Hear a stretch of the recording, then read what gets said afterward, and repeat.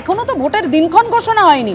আমরা এত আগে থেকেই দেখতে পাচ্ছি কি কতটা তপ্ত রাজনীতি। দেখুন, গতকাল থেকে ক্যানিং পশ্চিম বাগনানের বিধায়করা পার্টি অফিস পুড়িয়ে দেওয়া, বাড়ি পুড়িয়ে দেওয়া, বিজেপির মানে অর্থাৎ বিরোধীদের পরিসর থাকবে না, এটাই এ রাজ্যে বারবার করে শুভেন্দু অধিকারীকে দেখে নেওয়ার হুমকি হুঁশিয়ারি বারবার করে দেওয়া হচ্ছে। বারবার বিরোধীদের মিটিং মিছিল করতে আদালত অবধি ছুটতে হয়। কেন এ রাজ্যে এরকম ঘটনা ঘটবে? দেখুন, পশ্চিমবঙ্গের রাজনীতির ইতিহাসই মোটামুটি হিংসার উপর নির্ভর করেই চলে এবং আমরা খুব ভালো করেই জানি যে সংসদীয় গণতন্ত্র, প্রশাসনিক ব্যবস্থা, আইনের শাসন এই জায়গাগুলোর থেকে একটু দূরে সরে গিয়ে এখন আইনের মতো চলে, ইডির মতন চলেন, মুখ্যমন্ত্রীর মতন চলেন এবং সংসদীয় গণতন্ত্র থেকে আমাদের যে রাজনীতি, যে ভোট রাজনীতি, সেটা অনেকটা দূরে সরে গেছে। এখন মুশকিলটা হলো আমাদের রাজ্যে যে ধরনের চিত্রনাট্য হচ্ছে, একদিকে চিত্রনাট্য যেটা সামনে লেখা হচ্ছে আমরা দেখতে পাচ্ছি, সেই চিত্রনাট্য সাজানো নাও হতে পারে, কারণ রাজনীতি তো এভাবেই বিবর্তিত এবং আবর্তিত হয়। একই সঙ্গে মানুষের হচ্ছে সেটা হচ্ছে চিত্রনাট্য, অর্থাৎ আমাদের মনের মধ্যে যে নাটকটা চলছে, যে আমরা বোঝার চেষ্টা করছি যে আগামী দিনে এই পশ্চিমবঙ্গ সামনের নির্বাচন এবং তার পরবর্তী সময় কোন জায়গায় গিয়ে পৌঁছবে। একদিকে যখন আলোচনা হচ্ছে যে সিঙ্গুরে আবার নাকি কারখানা হতে পারে, একদিকে যখন ভোটার তালিকার সংশোধন নিয়ে কথা হচ্ছে, মানুষ ভোট দেবেন বলেই তো, সেই জায়গায় আমরা দেখতে পাচ্ছি একেবারে এই শীতের রাত্রিরে রাস্তায় রেসলিং চলছে। অর্থাৎ গায়ের জোরেই যদি নির্বাচন যেত এবং সেটাই যদি ভারত বা পশ্চিমবঙ্গের সংসদীয় গণতন্ত্রের রীতিনীতি হয়ে থাকে, সেক্ষেত্রে আমার মনে হয় ভোটার তালিকার সংশোধন করে তো আর সময় নষ্ট করার দরকার ছিল না।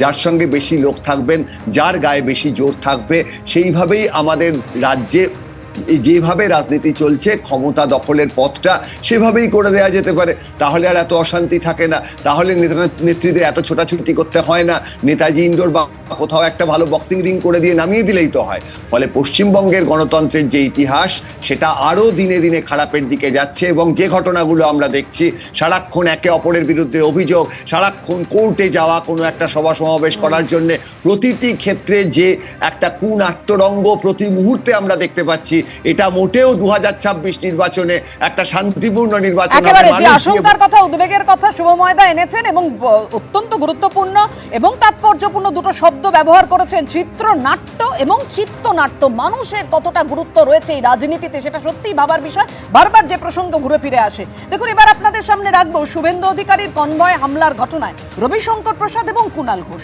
কে কি বলেছেন পরপর। दुर्भाग्यपूर्ण है, भर्त्सना करते हैं हम इसकी, और बंगाल की पब्लिक ये सब देख रही है। और फिर मेरा जवाब वही होगा, इस सबका जवाब देने के लिए बैठी हुई है 2 महीने बाद। চন্দ্রকোনায় কোনো হামলা হয়নি, যেরকম উত্তেজনা থাকে বিজেপি কর্মীরা প্ররোচনা দিচ্ছিলেন। আমাদের কিছু কর্মী জয় বাংলা স্লোগান দিয়েছেন এবং তারা রাস্তার ধার থেকে দিয়েছেন, তারা কিন্তু কোনো অবস্থায় বিরোধী দলনেতার কনভয় আটকাতে যায়নি। আপনার তৃণমূল কংগ্রেসের কোনো ব্যক্তি জয় বাংলা স্লোগান দেয়া ছাড়া কনভয়ের কোনো গাড়িতে বাধা দিয়েছে বা স্পর্শ করেছে বা যেগুলো বলা হচ্ছে লাঠি দিয়ে মেরেছে, এসব অবাস্তব। কারণ গাড়িটাকে কভার করে কেন্দ্রীয় বাহিনীর লোকেরা ছিলেন এবং তৃণমূল কংগ্রেসের যদি ওখানে কেউ থেকেও থাকেন, তাদের মুখ থেকে শুধু জয় বাংলা। এখন জয় বাংলা স্লোগান শুনেই যদি এদের আত্মারাম খাঁচা ছাড়া হয়ে যায়, জয় বাংলা স্লোগান শুনেই যদি চিত্ত চাঞ্চল্য হয় এবং লেলিয়ে দেওয়া হয় কেন্দ্রীয় বাহিনীকে, তো কেন্দ্রীয় বাহিনী ওসব বুঝতে পারেনি, যারা বিজেপির পতাকা হাতে ছিল তাদেরকেই ধরে পিটিয়ে দিয়েছে। এবিপি আনন্দ, এগিয়ে থাকে, এগিয়ে রাখে।